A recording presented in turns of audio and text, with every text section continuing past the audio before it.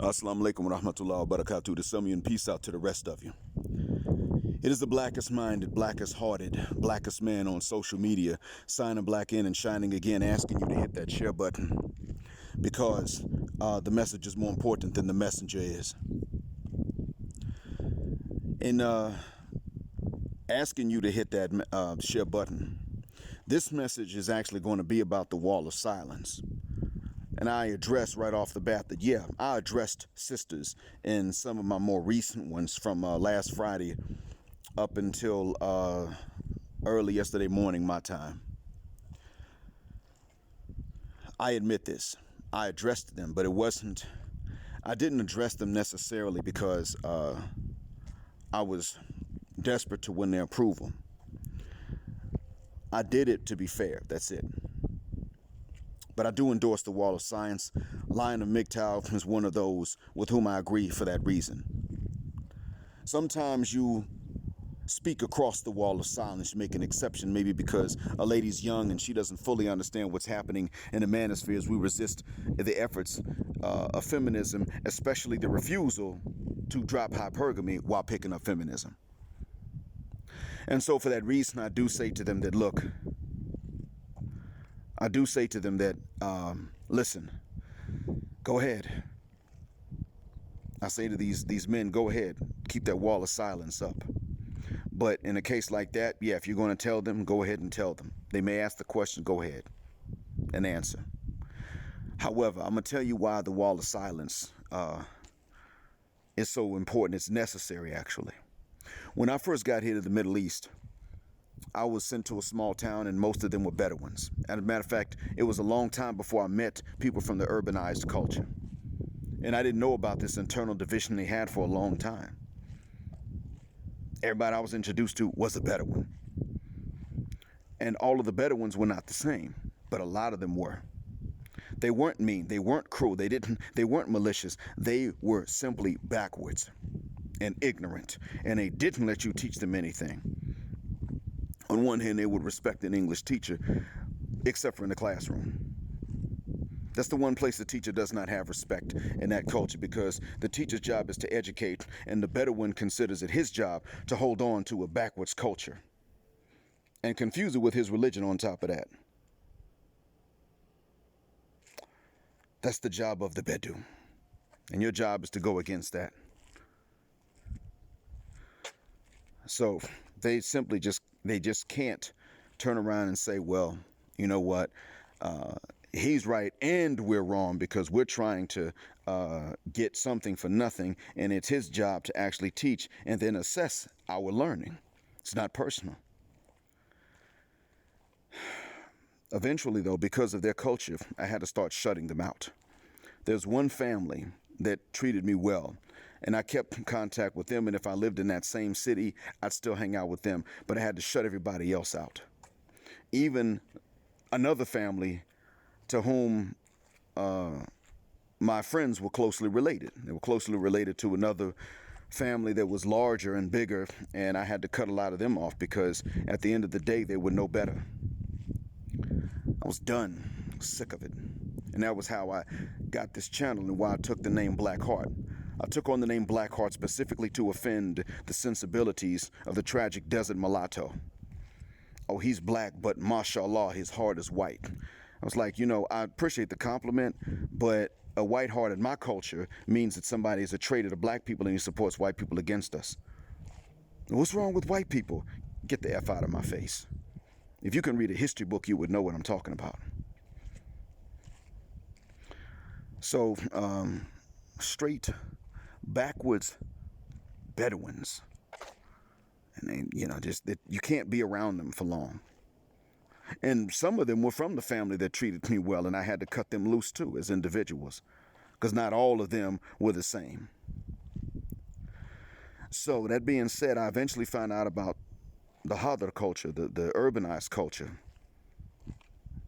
And that being said, I decided to exploit that division. The Hadr did not interfere. They didn't know what I was doing. Because the Bedou first were so adamant about hanging out that they would intercept me on the way to the neighborhood that the Hadr lived in. Where you going? We'll carry you. Oh, I'm going to this house over here. First few times they would take me somewhere else. I'd be like, hold up, I didn't say that's where I was going. Yeah, but hang out with us. So you want me to just break my word to somebody else? Okay, you know what? And I realized what was going on. So I didn't get a chance to really spend with a lot of the other folks. And at the end of the day, because I didn't get a chance to spend that kind of time with them, they didn't know what I was doing. They didn't know that I was going to reach out to them and hang out more with them. So guess what wound up happening? They could not, I couldn't succeed in this. But I let the Bedu know that I simply wasn't hanging around ignorant people anymore. I didn't have to say Bedu for, all I had to do was say, I'm not hanging around ignorant people, starting with those who call my people slaves. I'm done. Don't do it. Unless I can call you a terrorist and a camel rapist and a bomb belt. Now, they were not going to tolerate this. And that was it. When I finally started to really step it up and get aggressive, that was 2016, and that was when I got back from the United States. Alton Sterling and Philando Castile had been killed shortly after my arrival back into this nation. Micah Xavier Johnson shot back at them cops, and they had to kill him because he said, I'm not going in alive. And that's actually that's the stance that they fear the most. And then, of course, Gavin Long went to, I believe it was Baton Rouge from Missouri, and he got into a shootout. Witnesses say it was somebody else, completely different. Then they escaped. And when the police showed up, he shot it out with them. Took some of them out before he got shot. Now, some people ask me what's going on in the U.S. because that summer made international news. And I straight told them it's white people's fault. That's what happened. They've been killing black people, putting black folks in prison. And, it's the same thing I told you. It's the same thing I said was the reason that I left the United States in the first place, when I was trying to escape. And my closest friend said, we owe you an apology. Because a lot of us have been talking about this, and we didn't believe you when you first said it. But now, Blackheart, after seeing the news, we understand that you were telling the truth, and we just didn't believe you. And I'm sorry we didn't believe you. I told them that you speak the truth. But they said, what if he's truthful but imagining this?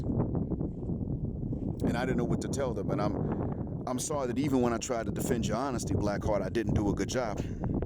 I accepted his apology. But then I had to put that wall of silence up because right after that, they went right back to their old ways of thinking, and I let them have it. And so I got the worst class that I had ever gotten that following fall. And because of that worst class I'd ever gotten, I would have been fired if I had not arranged for a transfer to the city I'm in now. The wall of silence, though, was what kept me from going insane. Because I'm already a highly aggressive jerk when I'm confronted with ignorance, and whether it's nignance or if it's Bedouin ignorance. It's both the same to me. I call Bedouins niggas all the time because of their ignorance. So whenever I'm confronted, I know I become a highly aggressive jerk, but in order to not become so aggressive that I hated everybody, I had to put up that wall of silence and just not talk to a lot of people. My close friend asked me, everybody wants to know where you've been. I told him, I've been waiting on you, that's all. I mean, I'd spend time with him, but if he wasn't around, I didn't really care about anybody else, unless they were related to him. Didn't give a rat's behind it. I straight told him. He grinned and said, why is that? And I told him, because they're ignorant. They're not just ignorant, but they're stubborn when they're wrong, and then when they're right about something, they let white folks convince them to take the wrong route. That's the problem I've got. I'm sick of it. I'm a teacher by trade. Ignorance is my enemy, and these niggas hold on to it, and they're wrong. So I'm watching them hold on to my two enemies, ignorance and white supremacy. And he understood. And then I got transferred here. And here, I have become less aggressive, less erratic, less argumentative. My blood pressure is lower, and I don't get as many headaches. And sometimes when I'm confronted with the ignorance in the classroom, that's not befitting of a student at that particular level. And the stubbornness, before I get the headache and the chest pains, I just go ahead and lash out and stave off the physical symptoms of this. I shut them down, and then I put up the wall. But see, in my personal life, I always have up the wall of silence all the time.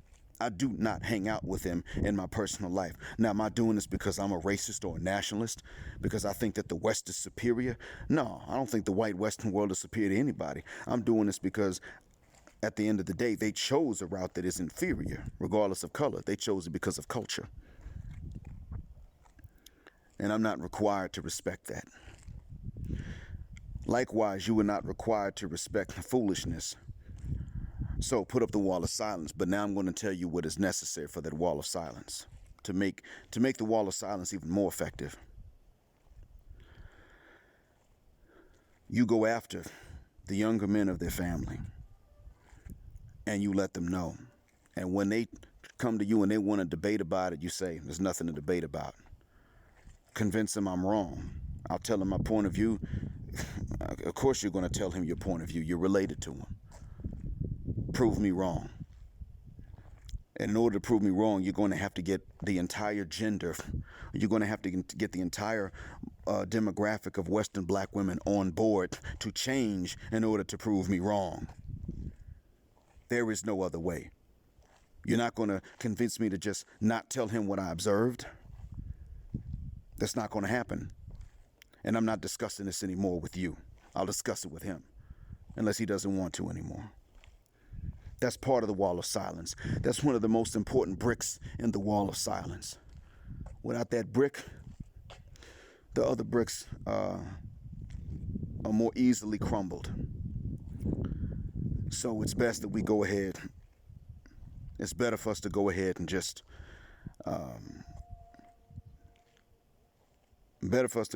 make sure that we put that brick in the wall of silence. It is a necessity. The rest of the wall is weak without it. It is the determination to go for the minds, or to put this into the minds of their young male relatives, the ones we know in person, and the refusal to discuss with them why we should not do that.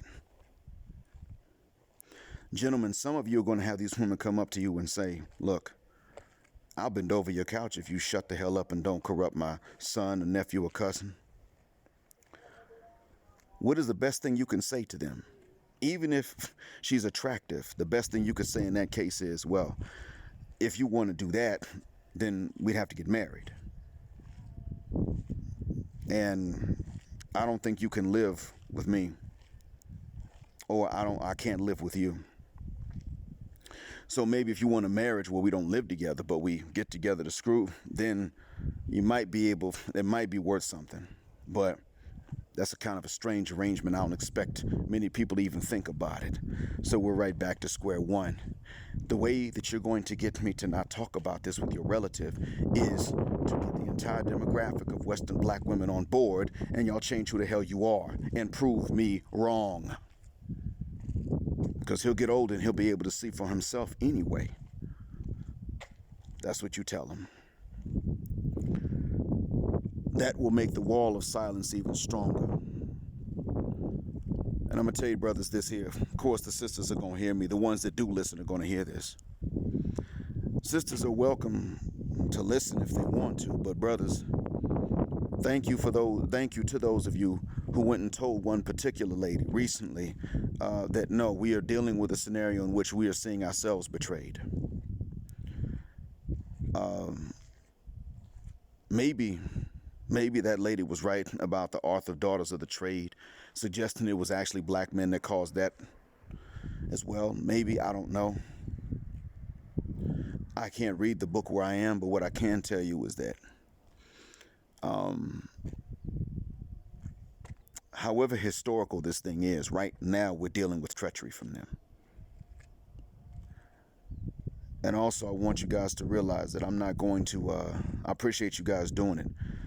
But from now on, unless there is evidence to back up a claim that a lady makes, like a screenshot of a page, reference to an author in a book by page number, something like that. If that's not there, I am going to delete the comments right off the bat, straight away, especially if it's misspelled and mispunctuated, especially in that case. But to be fair, gentlemen, if you were typing and you were spelling poorly and punctuating poorly, thank you for being supportive, but I'm probably not going to make much of a big deal out of your comments, even if they're supportive of me, if you're not spelling and punctuating correctly. I'll make an exception for those for whom English is a second language, of course. But it's not our job to be as illiterate as the opposition. Because I'm sorry, but when you come along with making an emotional argument and you misspelled and mispunctuated, you'll make yourself look dumb. And we want to leave that for the opposition, not for us. Not just for the gynocrats and the matriarchs, but also the goons and the mamdingos. Let them do that. Let them stoop to that level. Believe you me, the way that you write not only strengthens your argument, but it also strengthens the wall of silence. Anyway, thank you for listening. It's the blackest hearted, blackest minded, blackest man on social media signing black out. Assalamu alaikum and black male power, just because the matriarch and its mamdingos don't like it.